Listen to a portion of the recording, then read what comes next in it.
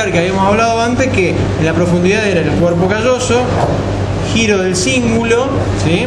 Giro frontal medial, lóbulo paracentral o lóbulo central según Yasser Hill, lóbulo de la cuña, perdón, de la precuña y lóbulo de la cuña hacia atrás, ¿bien? Y vamos a tener dos surcos a la región posterior que van a dividir estas diferentes regiones. Bueno, en profundidad vamos a tener cuerpo calloso con su pico, rostrum, rodilla, cuerpo del cuerpo calloso y el rodete o el esplenio del cuerpo calloso. Vemos el pilar del trígono, y lo que es interesante en este pilar del trígono es que han quedado en parte conservada, ¿sí?, el septum lucidum, un septum pelúcido, ¿bien? Una parte se ha retirado y otra parte queda conservada. Fíjense cómo se adhiere íntimamente en la cara inferior de la porción anterior del cuerpo, cara posterior de la rodilla, ¿sí?, y cara inferior acá ya a nivel del pico o rostrum del cuerpo calloso. Y por otro lado se va a terminar amarrando esa membrana transparente, ¿bien?, que es útil desde el punto de vista neuroquirúrgico, porque cuando por ejemplo se opera una lesión intraventricular, para descomprimir, por lo general las lesiones intraventriculares generan distorsión en la normal reabsorción de líquido cefalorraquídeo, ¿bien? Entonces, para que los ventrículos puedan drenar rápidamente su líquido cefalorraquídeo, descomprimirlo y poder trabajar con mejor comodidad, muchas veces se fenestra este septum lucidum, ¿bien?, para comunicarlos directamente a los ventrículos laterales, ¿bien? En condiciones fisiológicas no existe una conexión directa entre un ventrículo lateral y el otro, no existe, pero sí lo podemos hacer en condiciones quirúrgicas fenestrando este septum lucidum, ¿bien? Entonces, la primera estructura comisural, según lo que decía Meiner, que fue el primero que describió la clasificación de las diferentes fibras encefálicas, tenemos fibras de proyección, como había mostrado Julio recién allí, corona radiada y cápsula interna, y fibras de asociación. Las fibras de asociación tenemos intrahemisféricas o interhemisféricas. Este es el principal fascículo de asociación interhemisférico, ¿bien? Arriba tenemos un surco. ¿Cómo se llama este surco? Surco calloso, ¿bien?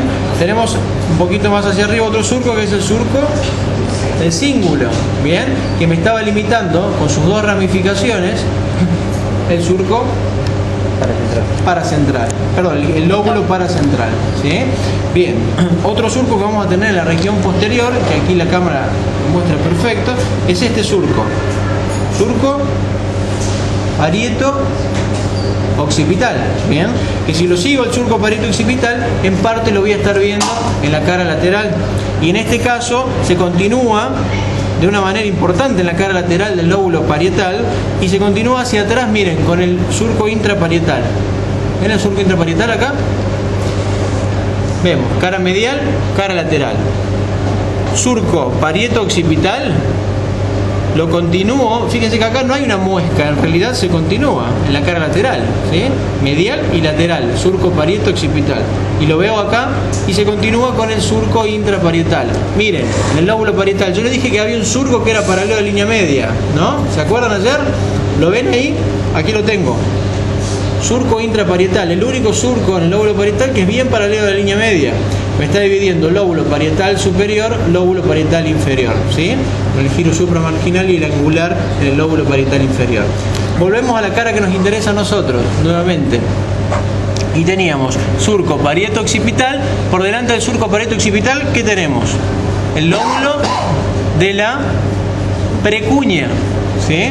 Lóbulo de la precuña. Por detrás del parieto occipital tengo el lóbulo de la cuña y tengo este surco o fisura que se llama, ¿de qué manera? Fisura calcarina, terminando en unión con el surco parieto occipital, y esa fisura calcarina va a tener una porción anterior y una porción posterior, ¿sí? Entonces la idea es que comiencen a disecar yo les dije que en cara lateral, cada vez que nos metíamos en un surco íbamos a estar encontrando fascículos en U. En la cara medial, a nivel encefálico, lo que nos vamos a estar encontrando es con los fascículos en U en todas las partes, en todas las porciones en las cuales estemos disecando todos los surcos, excepto cuando saquemos la corteza del giro del cíngulo.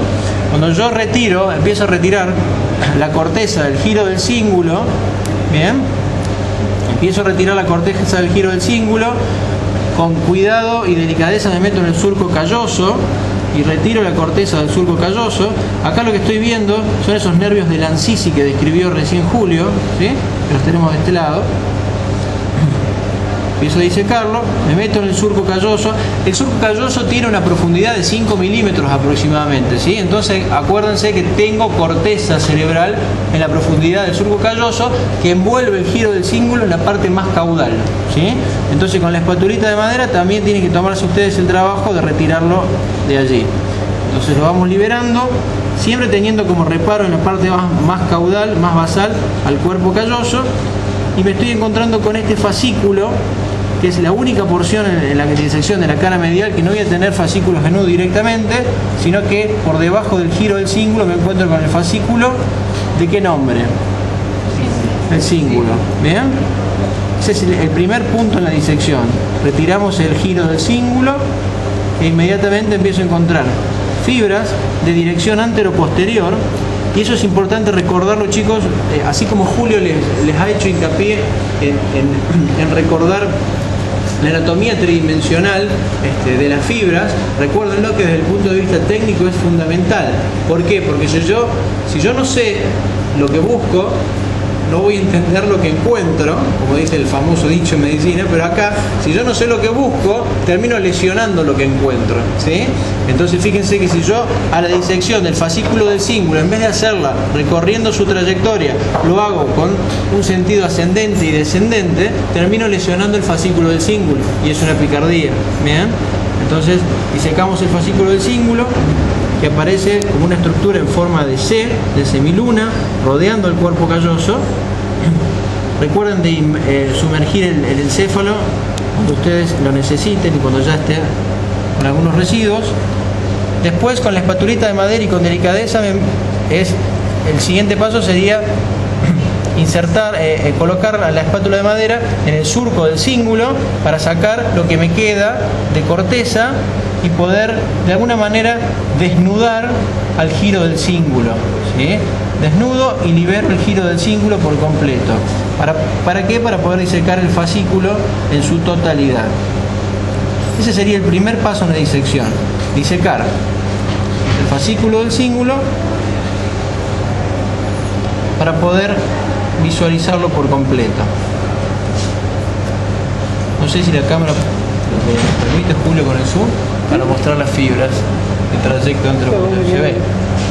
¿Ven? Ese es todo el fascículo del cíngulo, con algunas irregularidades que habría que prolijarlas un poquito, lavarlo, pero se ve todo el fascículo del cíngulo. Bien, entonces, primer paso que hacemos en cara medial, disecamos el fascículo del cíngulo. Y segundo paso, empezamos a nivel frontal, ¿sí? Seguimos a nivel parietal y después a nivel occipital, retirando la corteza del giro frontal medial, del giro paracentral, de la precuña y de la cuña, siempre utilizando los surcos que voy a estar encontrando en la cara medial. ¿Para qué? Para poder encontrar los fascículos en U que van a estar ubicados en la cara medial. ¿De acuerdo? Bien. Entonces, cada uno mano a la obra.